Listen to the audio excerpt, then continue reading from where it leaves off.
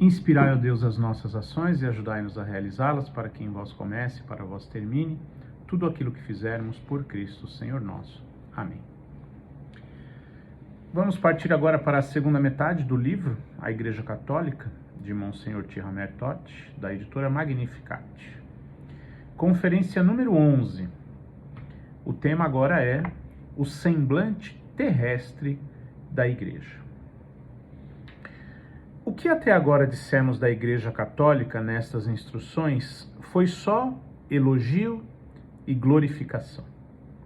Como é bela a Igreja de Cristo, como é cheia de solicitude nossa mãe, a Igreja, como é santa a Igreja, que entusiasmo, que amor para com a Igreja.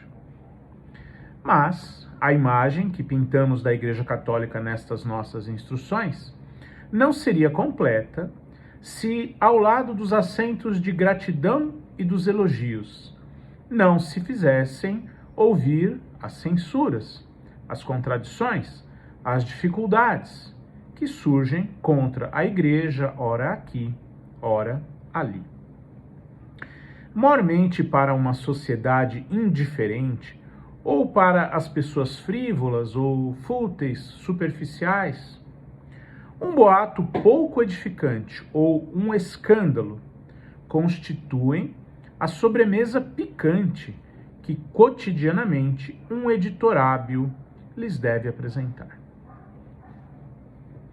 Certas pessoas implicam com a hierarquia prodigiosamente desenvolvida da Igreja e com o dédalo ou intrincado, como se fosse um labirinto complicado dos artigos do direito canônico. Outras não podem tolerar o modo de viver e de agir da Igreja. Alguns são chocados pelo brilho exterior e pela pompa do papado. Cristo era pobre e andava descalço. Vejam, porém, com que esplendor vive o seu representante, dizem eles. Outros que não conhecem a história criticam os papas que estiveram em luta com os reis, nomearam príncipes ou os depuseram do trono. Um não para de falar sobre os maus papas. Outro acha muita coisa que repreender na vida dos católicos. O que dizer disso, irmãos? Evitaremos estas perguntas embaraçosas? De modo algum. Havemos de negar os casos lastimáveis? Absolutamente. Nunca se tem o direito de negar a verdade, seja com que intuito for. Sim, é verdade que nos livros hostis, de intenção preconcebida, ou em sociedade, contam-se escândalos dos quais nem sequer 1/10 representa a verdade. Mas, por outra parte, cumpre-nos francamente reconhecer que na história da Igreja, infelizmente, houve, no passado, incidentes e ainda há fatos que são bem dolorosos, penosos e contristadores para o povo cristão. Infelizmente, assim é. Não podemos negá-lo, mas devemos procurar explicá-los. Não desculpar, mas compreender. É a isto que quero consagrar a presente instrução, e mesmo as duas seguintes, pois, quantas vezes, mesmo os melhores dos nossos fiéis, ficam embaraçados quando membros de outras religiões lhes insinuam ao ouvido triunfalmente tal ou tal fato escandaloso do passado ou do presente. Veja, aí está a sua religião católica, aí está a sua Santa Igreja, aí está a sua bela Igreja. E nossos irmãos desconcertados ficam mudos, não sabem responder, não sabem o que dizer. Mas tudo isso se explica se examinarmos a ideia de que me quero ocupar nesta instrução, a saber, dividida em duas partes. Primeiro, a Igreja tem um duplo semblante. não somente um semblante divino, mas também humano. Não há, pois, razão para nos admirarmos se o semblante da igreja, velho de 20 séculos, apresenta rugas. E o segundo ponto, se também há páginas bem tristes na história da igreja. Vamos considerar hoje o primeiro ponto. O duplo semblante da igreja. Vamos entender o que quer dizer isso. Todas as objeções, todas as dificuldades, todos os incidentes dolorosos explicam-se pelo fato de ter a igreja um duplo semblante. Tal como Cristo que nela vive e que é o Filho de Deus, mas também Filho do homem, que viveu na glória e também na humilhação, que era o Verbo eterno e também a criancinha de Belém. O mesmo se dá com a igreja de Cristo. Corpo místico de Cristo, ela é um reino celeste e também um reino terrestre. Leva ao céu, mas necessita também das formas e dos meios das sociedades terrestres. Ela não é deste mundo, conforme João 18,36, mas vive neste mundo. Tem, portanto, um semblante divino e outro semblante humano. Daí resulta para a igreja uma vantagem, mas em compensação também uma desvantagem. Vamos considerar os dois pontos de vista. Primeiro, que vantagem resulta do fato de dois elementos exercerem sua atividade na igreja? Esses dois elementos não se encontram ao lado um do outro, mas estão unidos entre si. Cresceram juntos, estão amalgamados ou unidos, reunidos organicamente, misturados. Não se podem separar um do outro. Um não pode prescindir ou abrir mão do outro. E é justamente a existência desses dois elementos que introduz na vida da igreja esse contraste particular que assegura a atividade transbordante da igreja. Como, por exemplo, lei e liberdade, direito e caridade, individualidade e vida comum, tradição e progresso, cerimônias exteriores e recolhimento interior. Então, a vantagem, em resumo, é a vida transbordante, a atividade transbordante da igreja. Ela é viva. É o corpo do próprio Cristo, como São Paulo explicou. Portanto, como Cristo tinha a natureza divina e a natureza humana, a igreja a mesma coisa. Agora vamos ver a desvantagem. O segundo ponto. Em compensação, a atividade desses dois elementos tem também uma desvantagem. Uma consequência lastimável que daí decorre é a que o próprio nosso Senhor indicou numa de suas parábolas, a saber, que na igreja há maus ao lado dos bons, e que ao lado da luz também há trevas. Vamos considerar brevemente esta parábola de Cristo, conforme o Evangelho de São Mateus, capítulo 13, versículo 27.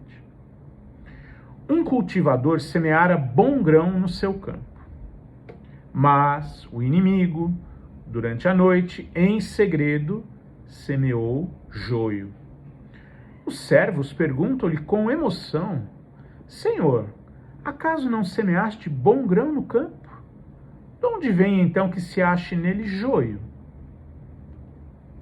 Quantas vezes essa pergunta tem sido ouvida através dos tempos? É ouvida onde quer que se produza alguma coisa de triste entre os membros da igreja. Fraqueza humana, falta, passo em falso, pecado. As pessoas perguntam com espanto: será possível? E não dizem que a igreja é santa? É possível então que tal ou tal dos seus membros leve semelhante vida? Que a natureza humana corrompida tenha tanta força sobre ele? Que dizer de fulano, que desempenha um papel de chefe na vida católica? Ou de cicrano, que é tão devoto na igreja? Ou de Beltrano ainda, que é até padre? Como se pode compreender isso, meus irmãos? Vamos então tentar compreender. O mais alto atributo do homem é a liberdade de sua vontade. É esta uma grande honra para nós, mas também um grande perigo. Deus não se imiscui no seu funcionamento, ou ele não se subtrai, ele não se intromete, ele não a suprime, mesmo quando alguém se serve dela para o mal. Não a suprime mesmo quando o homem deixa de ser um homem.